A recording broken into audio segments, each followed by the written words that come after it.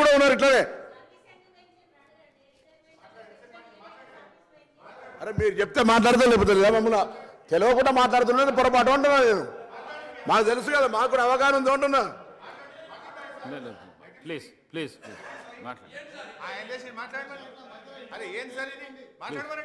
Please మాట్లాడండి Harish Rao, please మాట్లాడండి. ఇది పద్ధతి కాదు అధ్యక్ష, మీరు కూడా అట్లా ఇట్లా మీరు ఇంటరప్ట్ చేయడం ఇది సభకు మంచిది కాదు అధ్యక్ష. అధ్యక్ష, ప్రజాస్వామ్యం దేవాలయంగా భావించే పవిత్రమైనటువంటి శాసనసభ వేదికగా రాష్ట్ర ఆర్థిక పరిస్థితి పటిష్టంగా ఉందని, బీఆర్ఎస్ ప్రభుత్వ హయాంలో ఆర్థిక నిర్వహణ సమర్థవంతంగా జరిగిందని నిరూపించే వాస్తవాలతో కూడిన స్థూల ఆర్థిక వివరాలు మీ ద్వారా ఈ సభ ముందు ఉంచే ప్రయత్నం చేస్తాం అధ్యక్ష. అధ్యక్ష, ఈ వివరాలు కూడా ఎక్కడి నుంచో నేను చెప్తలేను. నిన్నగాక మొన్న కొత్తగా పదవీ బాధ్యతలు చేపట్టినటువంటి మన రాష్ట్ర ఆర్థిక మంత్రివర్యులు ఉప ముఖ్యమంత్రి గారు విడుదల చేసిన నివేదికల నుంచే చెప్తున్నా.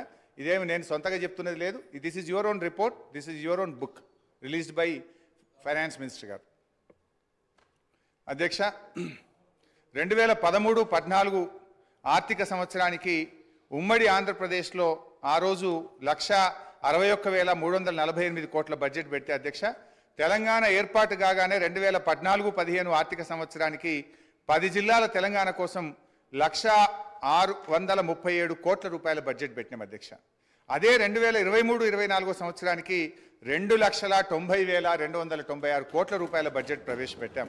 అంటే 9 ఏళ్ల మా ప్రభుత్వ హయాంలో దాదాపు 3 రెట్లు బడ్జెట్ పెరిగిందనేటువంటి విషయాన్ని మీ ద్వారా సభ దృష్టికి తెస్తా ఉన్నాను అధ్యక్ష. అదేవిధంగా జిఎస్డిపి, జీడిపి అధ్యక్ష, తెలంగాణ ఏర్పడే నాటికి రాష్ట్ర ఆర్థిక పరిస్థితి దయనీయంగా ఉండేది. రాష్ట్ర ఏర్పాటుకు ముందు 2 ఏళ్లలో జిఎస్డిపి వార్షిక వృద్ధి రేటు 12% మాత్రమే. ఇది జాతీయ వృద్ధి రేటు అయినటువంటి 13.4% కంటే తక్కువ. రాష్ట్రం ఆవిర్భవించిన తర్వాత మా ప్రభుత్వం అనుసరించిన పటిష్టమైన ఆర్థిక విధానాల వల్ల జిఎస్డిపి క్రమేణా పెరుగుతూ వచ్చింది.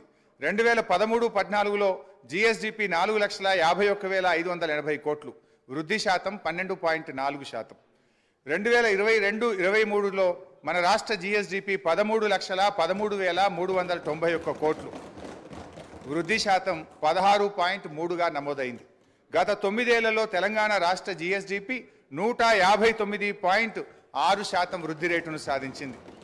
4 కోట్ల ప్రజానికం కలిగిన తెలంగాణ చిన్న రాష్ట్రమైన ఆర్థికంగా మిన్న రాష్ట్రంగా నిలిచింది. దేశంలో ఎక్కువ జిఎస్డిపి కలిగిన 8వ రాష్ట్రంగా నిలిచింది. ఇదే సమయానికి దేశ జీడిపి 1,12,33,522 కోట్ల నుంచి 2,72,40,712 కోట్లకు పెరిగింది. అంటే 118% వృద్ధి రేటుకు పరిమితమైంది. 9 ఏళ్ల దేశ జీడిపి 118% వృద్ధి రేటు సాధిస్తే మన రాష్ట్ర జీడిపి మాత్రం 159.6% వృద్ధి రేటును సాధించింది. అంటే 41.6% అధిక వృద్ధి రేటును తెలంగాణ నమోదు చేసి మన మెరుగైనటువంటి ప్రగతిని ఇవాళ నమోదు చేసింది అధ్యక్ష. ఇది ఎక్కడా వాళ్ళ నివేదికలో కనబడదు అధ్యక్ష. దేశ జనాభాలో 2.9% ఉన్న తెలంగాణ దేశ జీడిపికి 4.9% వాటా కాంట్రిబ్యూట్ చేయడం మన రాష్ట్ర ఆర్థిక పటిష్టతకు ఇది తిరుగులేని నిదర్శనం. దేశ ఆర్థిక వ్యవస్థకు ఎక్కువ కాంట్రిబ్యూట్ చేస్తున్న టాప్ 5 రాష్ట్రాల్లో తెలంగాణ ఒకటి.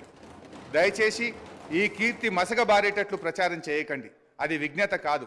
ఏ రాష్ట్ర ముఖ్యమంత్రి అయినా తన రాష్ట్ర కీర్తిని ఉన్నదానికంటే పెంచుకోవాలే కానీ ఉన్నదానికంటే తగ్గించుకోవడం ఇది మంచిది కాదు అని చెప్పి మీ ద్వారా తెలియజేస్తా ఉన్నాను అధ్యక్ష.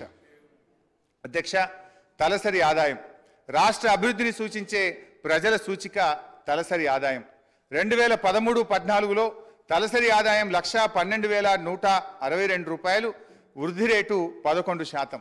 2022-23 సంవత్సరంలో తెలంగాణ తలసరి ఆదాయం 3,12,398, వృద్ధి రేటు 15.3%. దేశ తలసరి ఆదాయం 1,72,276 రూపాయల కంటే తెలంగాణ తలసరి ఆదాయం 1,40,122 రూపాయలు ఎక్కువ. అంటే దాదాపు డబుల్ అధ్యక్ష. చిన్న రాష్ట్రాలు సిక్కిం, ఢిల్లీ మినహా తలసరి ఆదాయంలో తెలంగాణ దేశంలో నంబర్ 1 స్థానంలో ఉంది. ఇది శ్వేతపత్రాలతోనో రాతపత్రాలతోనో చెరిపేయలేనటువంటి సత్యం, ఇది నిజం. కానీ ఇది ఎక్కడ మీ శ్వేతపత్రంలో కనబడదు. రాష్ట్రం యొక్క ప్రతిష్టను తగ్గించే ప్రయత్నం చేసింది తప్ప రాష్ట్రం సాధించిన విజయాలను శ్వేతపత్రంలో జాగ్రత్తగా దాచిపెట్టినారు అధ్యక్ష. 2014లో 10వ స్థానంలో ఉన్న తెలంగాణ ఇప్పుడు మొదటి స్థానానికి ఎగబాకింది అధ్యక్ష. స్వంత పన్నుల రాబడి అధ్యక్ష, నిన్నగాక మొన్న మరి ఆర్బీఐ విడుదల చేసిన తాజా report A state finances A study of budgets మొన్ననే ఈ మధ్యనే రిలీజ్ అయింది. కావాలంటే మీ ద్వారా గౌరవ మంత్రి గారికి కూడా పంపిస్తాను అధ్యక్ష. ఇవాళ సొంత పన్నుల రాబడి నుండి ఇవాళ 84.2% రెవెన్యూ ఎక్స్పెండిచర్ చేస్తున్నటువంటి రాష్ట్రాల్లో ఇవాళ దేశంలోనే ద్వితీయ స్థానంలో నిలిచిన అధ్యక్ష. మొదటి స్థానంలో హర్యానా 86.9%తో ఉండగా 84.2%తో తెలంగాణ దేశంలో రెండవ స్థానంలో నిలిచిందని ఈ నెల 11న ఆర్బీఐ ఇచ్చినటువంటి రిపోర్ట్లో స్పష్టంగా చెప్పినారు అధ్యక్ష. అదేవిధంగా అధ్యక్ష, అప్పుల విషయంలో కూడా ఇవాళ వాళ్ళు తప్పుదో పట్టించే ప్రయత్నం చేస్తూ ఉన్నారు అధ్యక్ష. ఇవాళ 25% దాటిందని కూడా ఒక దగ్గర నివేదికలు చెప్పినారు అధ్యక్ష. యాక్చువల్లీ అది ఎందుకు దాటిందో కూడా ఆ రోజు ఇదే ఆర్థిక శాఖ అధికారులు ఉన్నారు, ఇవాళ ఇదే ఆర్థిక శాఖ అధికారులు ఉన్నారు. కాకపోతే మీరు చెప్పినట్టుగా వాళ్ళు కన్వీనియంట్గా చేసి ఉండొచ్చు. ఈరోజు కరోనా వల్ల, కేంద్ర ప్రభుత్వ నిర్ణయాల వల్ల, ఉదయ్ స్కీమ్స్ కేంద్ర ప్రభుత్వం తీసుకోవడం వల్ల ఇవి కొంత మనం ఆ 25% దాటినటువంటి విషయం ఇది ప్రభుత్వానికి తెలుసు, అధికారులకు దృష్టిలో కూడా ఉంది అధ్యక్ష. అయినా అప్పులు అనేటువంటివి ఏ రాష్ట్రమైనా ఇష్టారీతిన చేసేటువంటి అవకాశం ఉండదు అధ్యక్ష. భారత రాజ్యాంగంలో ఆర్టికల్ 293 ప్రకారం కేంద్ర అనుమతి లేకుండా రాష్ట్రాలు అప్పులు తీసుకోజాలవు. Physical responsibility and budget management అనే యాక్ట్ ఉంది. దీన్నే మనం ఎఫ్ఆర్బిఎం అని పిలుస్తూ ఉంటాం. ఈ చట్టానికి లోబడి ఫైనాన్స్ కమిషన్ నిబంధనలకు లోబడి మాత్రమే రాష్ట్రాలు అప్పులు తీసుకోవడం సాధ్యమవుతుంది. తెలంగాణ రాష్ట్రం ఎఫ్ఆర్బిఎం చట్ట పరిధిలో దాటకుండా ఆర్థిక క్రమశిక్షణ పాటించింది. పరిమితి మేరకు మాత్రమే రుణాలు తీసుకుంది. ఈ వాస్తవాన్ని కప్పిపుచ్చేందుకు ఇవాళ ప్రభుత్వ పెద్దలు ప్రయత్నం చేస్తూ ఉన్నారు అధ్యక్ష. ఇంకా నిజంగా మేము అప్పులు తీసుకోవాలని అనుకుంటే ఆ రోజు ఎలక్ట్రిసిటీ రిఫార్మ్స్ విషయంలో కేంద్ర ప్రభుత్వం 0.5% మీకు అదనంగా 5 ఏళ్ల పాటు ఎఫ్ఆర్బిఎంలో మీకు వెసులుబాటు కల్పిస్తాం, మీరు తీసుకోండి అని చెప్తున్నారు అధ్యక్ష. నిజంగా మాకు అప్పులే తీసుకోవడం అవసరం అనుకుంటే, రాష్ట్ర ప్రయోజనాల కంటే అప్పులు ముఖ్యమని మేము అనుకుంటే మాకు మరో 35,000 కోట్ల రూపాయలు ఇవాళ అదనంగా వచ్చేది.